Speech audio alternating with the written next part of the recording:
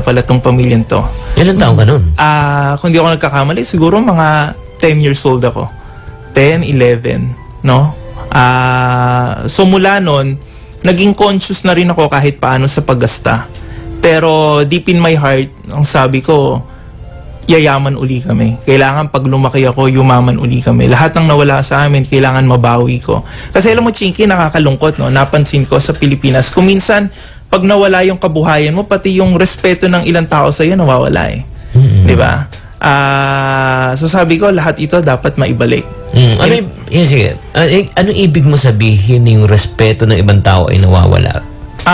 Karanasan kasi namin yan eh, no? Sa pamilya na dati, pag halimbawa may gathering, kami yung paborito. Diba? Pero nung nawawala na yung kabuhayan mo, minsan di ka na pinapansin. Tapos maraming ibang tao na gustong abusuhin ka kasi alam na wala ka ng pera eh, no? Lokohin ka man nila, wala ka ng pera para maghabol sa kanila. Yun ang napansin ko. Pero siguro, June, sabi mo nga nung una marangya ang status mo sa buhay. Siguro gusto ko lang malaman, gusto na namin malaman, paano ba siya naubos? Diba? Parang anong nangyari? Alam mo, ang nanay ko, napakabait na tao niyan at mahal na mahal kami niyan. Kaya lang siguro, hindi siya gaanong magaling sa negosyo. Kaya nung namatay ang aking tatay, unti-unting nawala yung aming kabuhayan. Naibenta yung school bus namin, no, naibenta yung, dati may maliit kaming kantin, nawala rin yun. Tsaka alam mo, isa pa, napakabait niya kasing kapatid eh. Hindi ko alam kung tamang sabihin ko to, pero tinulungan niya yung kapatid niya na magbayad ng utang, no, hanggang sa maapektuhan na yung kabuhayan namin.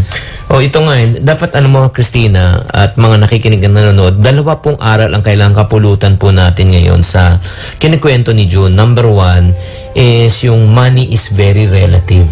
Ano ibig sabihin nun? The more money you have, the more relatives you have. Yes. No money, no relatives. Diba? That's true. Diba? Yun nga, pag wala na kaibigan, wala na pera, wala na. Lalo na yung mga kababayan nating OFW, nako! Habang nagpapadala kay sikat kayo, sigurado ako. Pero pag kayo umuwi na kayo dito at wala na kayo maibigay, ay wala na. Wala na. Para na kayong basahan. Pangalawa, tatandaan nyo rin yung sa kanyang nanay, yung your strength can be also your weakness. Yung kayong kalakasan ay pwedeng maging iyong kahinaan. Ang kalakasan ng kanyang magulang, ay galante. Yeah. Pero to the point, tulong na lang tulong sa iba, nakalimutan na yung sarili. Okay. Siguro kasi, Chinky, mahirap din to draw the line, lalo na kung let's say kapatid ka, gusto mo tumulong, parang saan mo lalagyan ng boundary, diba? O ng hangganan na hanggang dito lang ang pwede kong itulong. Pagdating sa pagbabayad ng utang mo, wala na ako dyan. Hindi ko na responsibilidad yan. Yun nga, pero panuntunan yan siguro, kukunin lang natin itong pagkakataon kasi nabuksan na itong topic na ito. Lalo sa buhay pinansyal sa pamilya, parati ko sinasabi, sa pagtulong, charity starts at home. Ang kawang gawa ay nagsisimula sa sariling pamamahay. Kung ikaw ay single, magulang mo at kapatid, pero pag ikaw may asawa na, ang priority mo yung anak mo at saka ang asawa mo. Yun. At pangalawang prinsipyo, hindi ka pwedeng tumulong kung mismo ikaw ay wala. Diba? That's true. Pero siguro, June, ngayon, na balikan na natin kung bakit nga, ano yung naging source or kumbaga naging root cause ng pagkawala ng mga yaman ninyo. Paano ka dahan-dahang umangat? Nung nasa kolehiyo ko, marami akong pangarap eh. Naalala ko, nung ako ay nag-college kasi ako sa Menjola, tawid kalsada ng eskwelahan namin, may maliit na bookstore doon. Nakakita ako ng isang libro, binili ko yon pero hanggang ngayon hindi ko pa siya nababasa. Kaya ako siya binili, sa likod kasi nung libro, may nakasulat doon na talaga hanggang ngayon nasa puso ko. Sabi nung libro, are you living your dreams or just living your life? So tinanong ko sa sarili ko, teka, yung buhay ko ba, ito na ba talaga yung gusto kong buhay? O wala lang akong choice kundi mabuhay? Tapos naalala ko yung mga pangarap ko. So I started dreaming again. Pero one of the most important dreams that I ever had is, sabi ko, dapat pag ako nakatapos ng pag-aaral, si nanay tumigil na ng pagtatrabaho. Kasi alam mo, Chinky, mabuhay lang kami. Lahat ng pagkakakitaan pinasok niya. Nag-ahente ng lupa yan. Wow. Nagtitinda sa bakery yan. Nagtitinda ng alas 6 ng gabi yan. Tapos natatapos ng alas 2 ng madaling araw. Uuwi yan ng alas 3. Wow.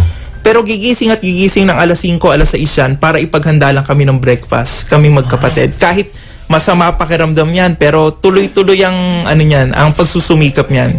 So sabi ko, kailangan si nanay tumigil ng paghahanap buhay pag ako nakapagtapos na.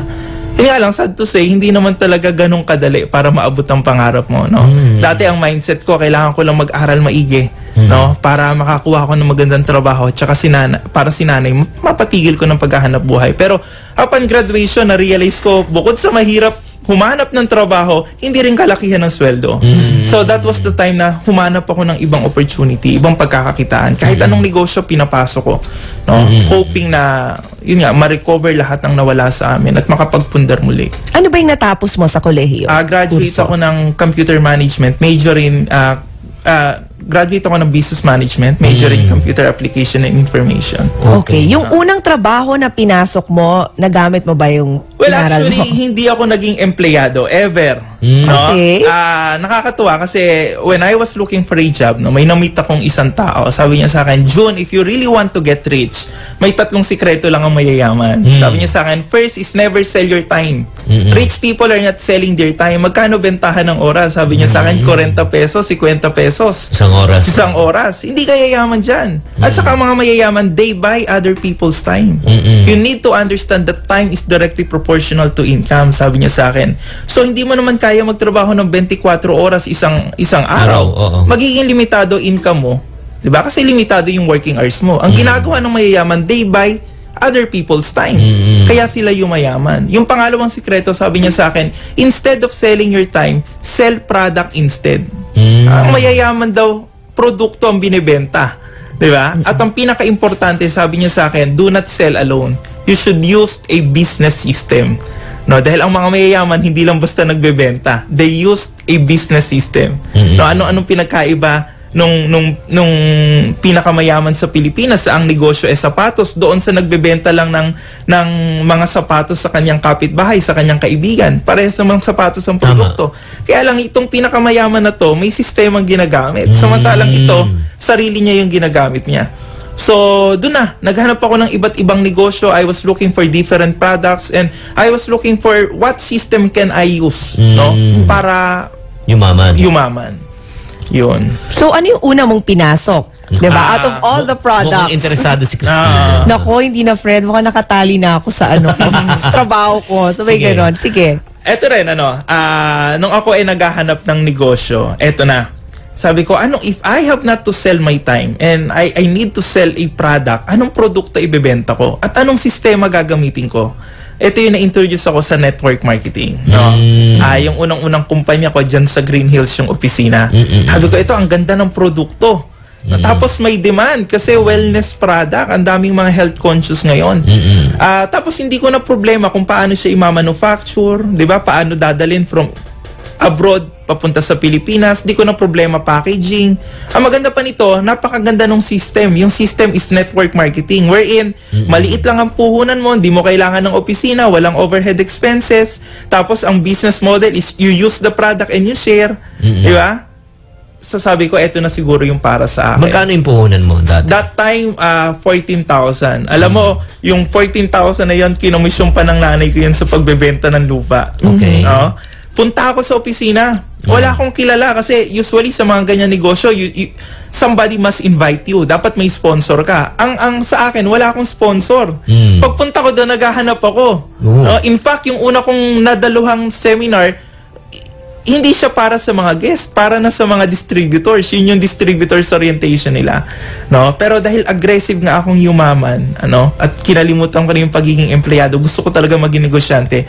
Sige, lumaban ako. Bayad ako 14,000, no? Tapos tinrabaho ko siya. Doon ko rin na-realize, Chinky, Christina, na if you want to become financially successful pala, hindi mo lang kailangan ng opportunity Ano kailangan mo? Kailangan mo maging tamang tao rin. Ang paniwala ko, financial success or success in any areas, there should be the synergy of the right opportunity and the right person. Ang problema maraming Pilipino, ang tinitingnan na lang tamang oportunidad Diba? Kaya ako mahirap kasi wala akong puhunan. Magkaroon lang ako ng puhunan. Makakapagsimula ako ng sarili ko negosyo. Pero pag nandun ka na, matutuklasan mo hindi rin pala ganun kadali. Kasi ang unang-unang kailangan mo i-workout yung sarili mo. Kaya yung unang kumpanya ko na yon, parang naging ano ko lang siya, naging training ground ko lang siya. No, pero I really appreciate yung mga naituro sa akin ng mga So, ang unang tanong, nagtagumpay ka ba sa una mong pagsubok o hindi? Nagtagumpay ako dahil marami ako natutunan, pero when we talk about Income. yung income, hindi pa. Oo. Hindi pa. Ilang taong ka na nanatili sa kumpanya mo? Less than a year. Oh, sa isang less than taon. a year. So imagine mo, yun nga, yung kailangan maunawaan talaga natin, lalo na sa mga taong gusto sumubok sa anong klaseng negosyo, hindi lahat agad ay nagtatagumpay. Una, syempre, nadadapa, parang pagbibisikleta ba, nasusugatan, pero kailangan matuto kang tumayo at huwag kang umayaw. Pag sinabi nating nabigo ka, yung fail, actually hindi ka failure as a person. Pag tinignan mo yung word na fail, F-A-I-L, ang ibig sabihin yan, first attempt in learning. Okay? Excellent. Oo, di ba? Yung parang F-A-I-L ang ibig sabihin ng mga kapatid, first attempt in learning. Kung ikaw ay nadapa, nahulog ka, ikaw nga unang pagsubok lang at kailangan matutunan mo dito. Ngayon, siguro ito yung tanong, di ba? So ngayon, nagnenegosyo-negosyo ka na, di ba?